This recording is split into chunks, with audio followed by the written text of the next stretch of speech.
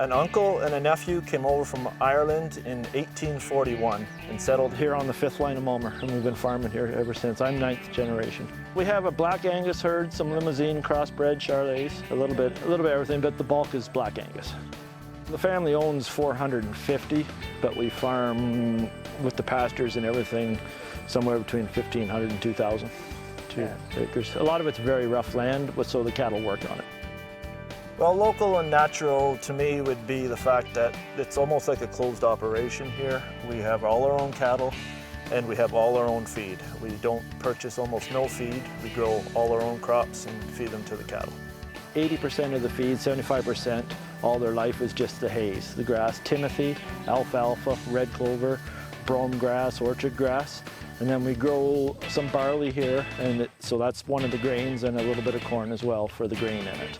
But the advantage to the barley, it also gives us a straw that we use for bedding for purposes for cattle to lay on.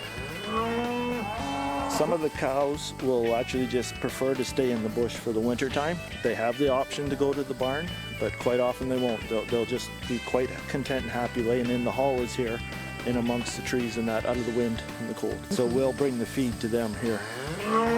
I always like to see that they do have the option for a barn if you do get some wicked weather or something like that. But they'll decide where they want to be. So in 1922, I believe it was, my grandpa had this farm, and the hills we were just on, there's quite an elevation. So way at the back, part way up that hill, was a spring.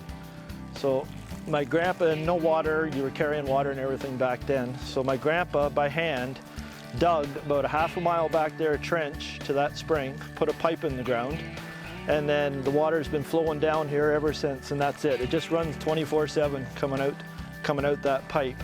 And what it did to it, used to go to the house, and because of the fall, that gave that house pressurized water before it had electricity because of the fall coming down. And so even so, to this day, this water just keeps flowing from a spring in the back of the farm.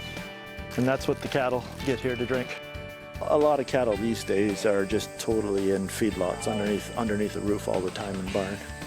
But just with what we have here, we work with what we got. We still got bushes and kind of the old style of doing it.